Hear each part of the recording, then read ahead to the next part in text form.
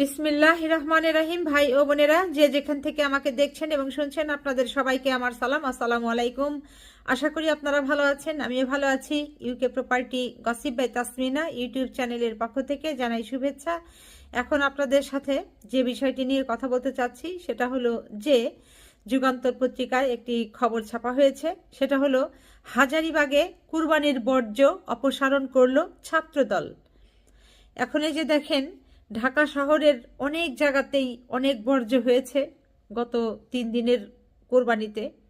তো সেই বর্জ্যগুলো ঢাকা সিটি কর্পোরেশনের যে লোকবল আছে, গাড়ি আছে, সেগুলো এই বর্জ্য অপসারণ করে সারতে পারেনি। যে কারণে এই বিএনপির যারা নেতাকর্মী আছে, অর্থাৎ বিএনপির যে অঙ্গ সংগঠন ছাত্রদল, এই ছাত্রদলের শত শত কর্মীরা তারা কোনো রকমের লোভ ছাড়া, লালসা ছাড়া, কোনো রকমের অর্থ পাওয়া ছাড়া, বিনা স্বার্থে, বিনা শর্তে তারা ঢাকাবাসীর মঙ্গল চেয়ে, ঢাকাবাসীর যেন কষ্ট না হয়, দুর্ভোগ না হয়, গন্ধ তাদের নাকে এসে পরিবেশ দূষিত না হয়, বাচ্চারা যেন সুন্দর সুস্থভাবে বাঁচতে পারে, মানুষজন যেন চলাচল করতে পারে, তাদের কথা চিন্তা করে ভেবে এই বিএনপির ছাত্রদলের ভাইয়েরা, কর্মীরা, তারা এই বর্জ্যগুলোকে অপসারণ করেছেন নিজ প্রচেষ্টায়। তো দেখি এ ব্যাপারে পত্রিকাতে আরও যেটি লিখেছে যে কুরবানির ঈদের পর হাজারীবাগ এলাকায় বর্জ্য ও ময়লার দুর্গন্ধ থেকে মুক্তি দিতে ব্লিচিং পাউডার ছিটানো ও পরিষ্কার পরিচ্ছন্নতা কার্যক্রম শুরু করেছে হাজারীবাগ থানা ছাত্রদল। ধন্যবাদ এই হাজারীবাগ থানা ছাত্রদলের ভাইদের, যারা এই কাজে নিজেদেরকে নিয়োজিত রেখেছিলেন। এরপর যেটি বলা হয়েছে যে গত শনিবার 7 জুন 2025 দুপুর থেকে শুরু হওয়া এই কার্যক্রমে এলাকার বিভিন্ন অলিগলিতে ছড়িয়ে ছিটিয়ে থাকা কোরবানির বর্জ্য অপসারণে সক্রিয় অংশ নিয়েছেন সংগঠনটির নেতাকর্মীরা, অর্থাৎ বিএনপির অঙ্গ সংগঠন ছাত্রদলের নেতাকর্মীরা। তারপর আরও যেটি বলা হয়েছে যে সরজমিনে দেখা যায় বিডিআর 5 নম্বর গেট, ঢাকা ট্যানারি মোড়, তারপর Gajmahal, Shikaritola, Tallabag, Nilambar Saha road, Bhagalpur lane, Baddanagar lane, Ganaktuli lane, Moneshwar road, Sher-e-Bangla road, Jigatola Hazaribagh road, Hazaribagh lane সহ অন্তত 20টিরও বেশি এলাকায় চলছে পরিচ্ছন্নতা কার্যক্রম। সাবাস ছাত্রদলের ভাইয়েরা আপনাদেরকে। কর্মসূচিতে হাজারীবাগ থানা ছাত্রদলের পক্ষ থেকে গঠিত 12টি টিমে মোট 120 জন স্বেচ্ছাসেবক অংশ নিয়েছেন। প্রতি টিমে 12 জন করে সদস্য রয়েছেন। তারা কাঁধে করে বর্জ্য সংগ্রহ করছেন, ঝাড়ু দিচ্ছেন এবং রাস্তার বিভিন্ন কোণায় ব্লিচিং পাউডার ছিটিয়ে জীবাণু নাশ করছেন। এরপর আরও যেটি বলা হয়েছে যে কর্মসূচির নেতৃত্ব দেন হাজারীবাগ থানা ছাত্রদলের যুগ্ম আহ্বায়ক এস এমরান হোসেন হিমেল। তার সঙ্গে উপস্থিত ছিলেন মোহাম্মদ আজম খান, মোহাম্মদ রাকিব খান, জহিরুল ইসলাম জেনি, মোহাম্মদ সজল, শোভন রায়হান, মোহাম্মদ ইমরান, মোহাম্মদ শওকাত সহ এরকম আরও অনেক বিএনপির নেতারা। এ সময় বিএনপি নেতারা জানান, আমরা শুধু রাজনীতি করি না, আমরা আমাদের এলাকার মানুষের জন্য কাজ করতেও প্রতিশ্রুতিবদ্ধ।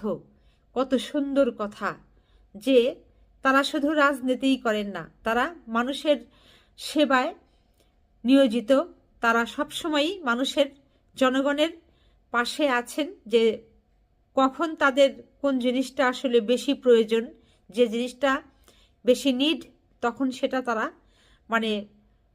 দেওয়ার চেষ্টা করে, তাদেরকে তাদের পাশে থাকার চেষ্টা করে। যেহেতু এখন কোরবানির সময়, কোরবানি হবে, কোরবানির রক্তের একটা গন্ধ আসতে পারে, বর্জ্যের গন্ধ আসতে পারে, যে কারণে তারা ওই পানি ঢেলে ঝাড়ু দিয়ে রক্তটাকে ধুয়ে ড্রেনে ফেলে দিচ্ছে।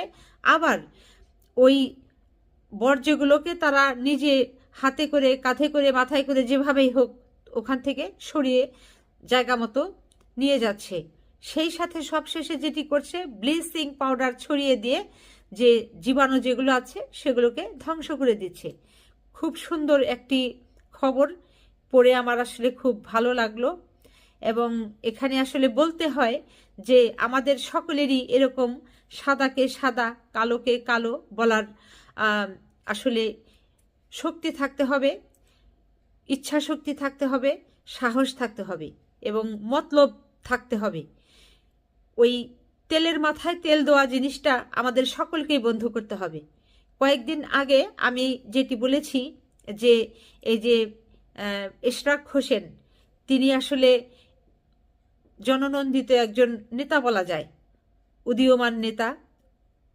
এই নেতাকে ঢাকা শহরবাসী পছন্দ করে, ভালোবাসেন এবং তিনি এই যে তার কি বলে ঢাকা দক্ষিণের মেয়র হিসাবে শপথ গ্রহণের ব্যাপারে যে তিনি সংগ্রাম চালিয়ে যাচ্ছেন ঢাকাবাসীদেরকে নিয়ে, যে কারণে অনেক যানজটের সৃষ্টি হচ্ছে, আমি সেটি নিয়েও বলেছি যে আপনি একটা সুনির্দিষ্ট সময়ে সুনির্দিষ্ট স্থানে আপনার যারা এই জনগণ আছেন, আপনার যারা জনবল আছে, নেতাকর্মীরা আছে, তাদের নিয়ে সেখানে আপনি আপনার যে বক্তব্য আছে সেটি পেশ করেন, কথা বলেন।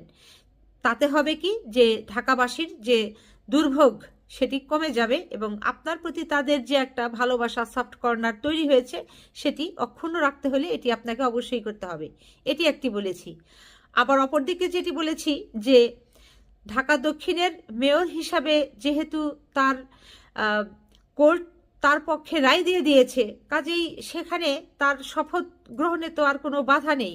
কিন্তু এটি যারা আটকে রেখেছেন আইনের বিভিন্ন ক্যারাকল দেখিয়ে, এটিও আসলে মনে হয় তাকে হয়রানি করবার জন্য এটি করছেন। আমি কিন্তু আবার এটিও বলেছি।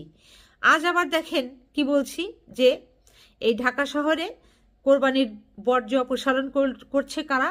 ঢাকা সিটি কর্পোরেশনের যারা লোকজন আছে তারাও করছেন। সাথে এই যে ঢাকাবাসী ছাত্রদলের ছেলেরা, বিএনপির অঙ্গ সংগঠন ছাত্রদলের ভাইয়েরা, তারা যে উদ্যোগ নিয়ে নিজ ব্যক্তি উদ্যোগে যে এই বর্জ্যগুলো অপসারণ করলো, এটাও কত বড় একটা ভালো দিক।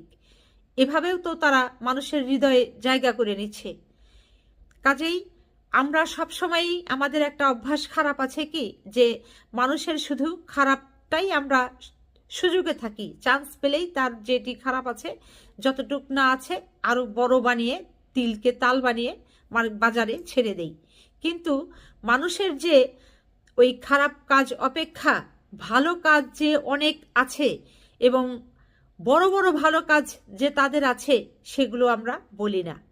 তো যে কারণেই আজ আমি ভাই বোন আপনাদের সামনে এই ঢাকাবাসীর উদ্দেশ্যে বিএনপির অঙ্গ সংগঠন ছাত্রদলের ভাইয়েরা যে ভালো কাজটি করেছে, তারা নিজেদেরকে নিজেরা নিয়োজিত করেছে, সেটি আপনাদের সামনে প্রকাশ করলাম।